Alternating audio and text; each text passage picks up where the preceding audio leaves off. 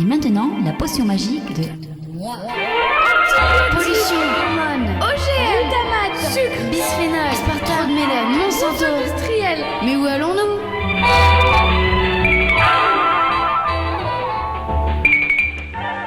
Hey, coucou! Parmi les followers qui se sont présentés, parce qu'il y en a pas mal qui se sont présentés finalement, et ça c'était vraiment bien sympa, eh bien certains m'ont parlé de leurs problèmes d'arthrose. Et du coup je me suis dit qu'il était temps de caler cette petite potion sur le bain dérivatif. Peut-être en avez-vous déjà entendu parler, peut-être que cela vous a paru bizarre, loufoque ou gênant. Depuis que j'ai eu vent de cette méthode thérapeutique, je fais tout pour la répandre et je m'aperçois que beaucoup la connaissent en fait déjà, mais la gardent pour eux en la pratiquant secrètement. Ça se passe en 1950, en Allemagne, décidément entre 1900 et 1950. On a découvert ou redécouvert l'essentiel des connaissances en santé naturelle. Une belle époque. Rappelez-vous, il y a eu Quinton, Claude Bernard, Béchamp, Louis-Claude Vincent, Marcel Violet, Jeanne Rousseau, bien d'autres évidemment, mais ceux-là, ils ont mes faveurs, ce sont mes chouchous. Et bien là, le héros, c'est Louis Kuhn, K-H-U-N. Il est très malade, un cancer qui travaille par poussée, un terrain familial propice à cette maladie. Il n'est ni toubib, ni scientifique, c'est juste un homme doué, c'est-à-dire très curieux, avec de la mémoire et sachant faire des liens entre ses observations. J'adore ces gens-là. Alors qu'il est alité avec de grandes douleurs, sa chienne se casse la patte et partage donc quelques jours, alitée elle aussi sur un coussin de chien, dans sa chambre à Louis. Du coup, il peut la rassurer de la voir et surtout l'observer.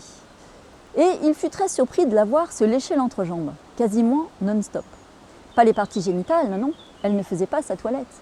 Juste les plis inguinaux et la peau du tout bas-ventre. Et de façon très répétitive, assez méthodique. Il remarqua aussi que la chienne put très rapidement réutiliser sa patte cassée, comme si elle s'était réparée en quelques jours. Ce qui tenait du miracle, selon lui, vu le type de fracture qui lui était arrivée. N'ayant que ça à faire du fond de son lit, il réfléchit et émit des hypothèses. Et si ce léchage compulsif produisait un rafraîchissement? Et si ce rafraîchissement de cette zone du corps avait une fonction? Et si cette fonction était d'aider la cicatrisation, le nettoyage, la régénération?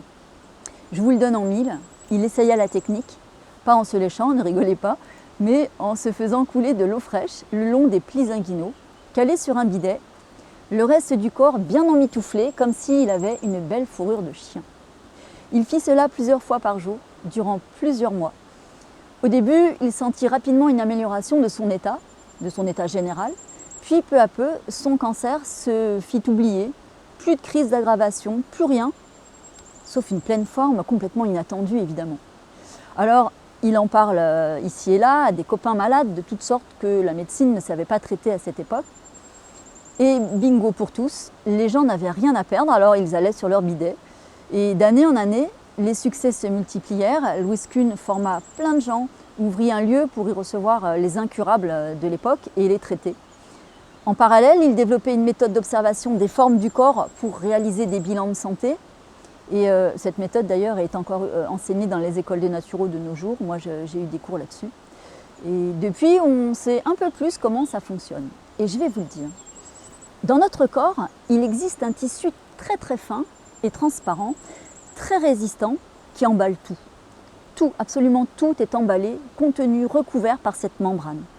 L'intérieur de la peau, les muscles, les vaisseaux, les nerfs, les tendons, les articulations, les lobes du cerveau, les organes, tous les intestins, tout, même le tissu adipeux est accroché dessus.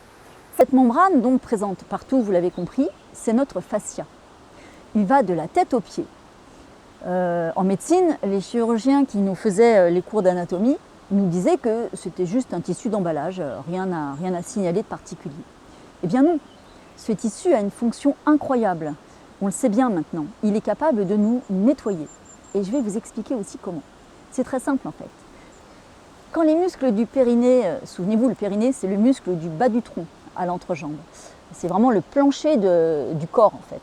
Donc quand le périnée est tenu au frais, il active un tressaillement imperceptible qui donne au fascia un micro-faceillement comme une voile mal bordée. Ce faceillement induit un mouvement du fascia, un peu comme une onde péristaltique qui part donc du périnée, qui fait tout le tour de l'intérieur du corps, des pieds à la tête, et qui finit contre l'intestin. Donc si je résume, froid au périnée, mise en mouvement du fascia. Et ce mouvement du fascia entraîne le déplacement sur la membrane, à même sa membrane, le déplacement de nos graisses brunes. Ce sont nos graisses liquides élaborées après des acides gras de type oméga 3. Elles ont pour fonction de régler notre température, mais aussi, en se déplaçant à la surface de notre fascia, de mettre en solution, de dissoudre en quelque sorte tout un tas de déchets mis de côté contre le fascia par les organes ou les structures musculo-squelettiques ou nerveuses. Vous voyez le truc? Nos déchets qui ne sont pas pris en charge par le sang ni la lymphe, qui est peut-être trop surchargée pour faire ce job, peut-être, ces déchets sont stockés contre le fascia en attendant une meilleure époque. Ça peut générer de l'inflammation locale, ça. Tiens, si c'est une articulation un peu déminéralisée présentant des déchets issus de cette déminéralisation, hop, une inflammation qui a peu de chances de disparaître si on ne nettoie pas drastiquement la lymphe, le sang, le foie, les reins, les intestins. Vous pouvez y aller à coups de corticoïdes, infiltration, tout le tralala. La douleur reviendra forcément. Mais si vous activez votre fascia, que vous mangez plein d'oméga 3 valides, hop, la graisse brune circule, charge les poubelles ici ou là et vient déverser tout ça dans l'intestin. Donc, quand on pratique ça, on a des selles plus volumineuses et surtout plus grasses. C'est assez flagrant pour qui pratique régulièrement. Alors, vous allez me dire, 20 minutes sur le bidet tous les jours, ben non, c'est juste pas envisageable. Et je suis carrément d'accord avec vous.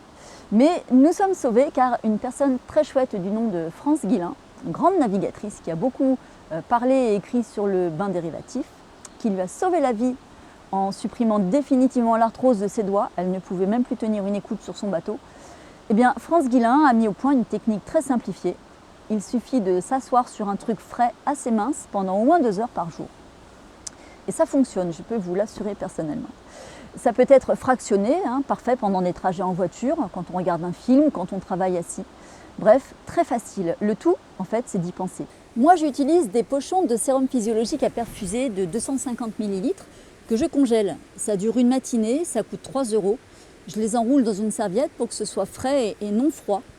On avait chacun le nôtre quand mes enfants habitaient encore avec moi. Ils géraient leurs petits pépins de santé pendant leurs devoirs ou en jouant de la guitare ou du piano. Un truc à pas oublier quand on pratique le bain dérivatif, c'est de consommer chaque jour au moins 4 cuillères à soupe d'huile de colza ou d'huile de lin ou un mélange pour apporter suffisamment d'oméga 3 valide. Valide, ça veut dire non chauffé, car un oméga 3 chauffé, c'est un oméga 3 transformé en sa molécule chirale, c'est-à-dire son image dans un miroir, comme les 2 mains. Donc inactif biologiquement. Les oméga 3 dans le poisson grillé ou les sardines en boîte, ça me fait doucement rigoler. Pleurer aussi d'ailleurs pour le poisson. Il faut aussi marcher 20 à 30 minutes par jour pour favoriser le mouvement du fascia. Ça marche, mais beaucoup moins bien quand on reste alité. Voilà, vous connaissez le bain dérivatif de Louise Kuhn et la version moderne de France Guillain, dont je vous recommande les bouquins. Alors maintenant, sur quoi ça marche? Sur quelle pathologie? Allez, moi va vous le dire. Arthrose, arthrite, céphalée, douleurs de règles, troubles du cycle, règles hémorragiques, dérèglements hormonaux, constipation, eczéma, acné, cicatrisation, fractures, sommeil, peau, tendons, ligaments, libido, fibromyalgie, fuite urinaire, bouffée de chaleur, ménopause, gestion de la fièvre, maladies infectieuses, douleurs musculaires, douleurs de l'intestin, irritable par exemple, et tout un tas d'autres choses, des plus simples aux plus aboutis, si on peut dire comme ça. Bon, il y a des trucs pour lesquels il vaut mieux voir un médecin pour ne pas passer à côté d'une urgence, genre douleur abdominale ou douleur dans le mollet ou fièvre depuis 3 jours, vous m'avez comprise. Si vous achetez des pochons de sérum physio, demandez bien en 250 ml et pas en bouteille, mais en pochon plastique souple de marque Freeflex Fresenius par exemple. C'est très courant. Et c'est très marrant de commencer à expliquer aux pharmaciens ce qu'on va en faire, car le chenapan, il va vous le demander. Bonne semaine à vous et à très vite.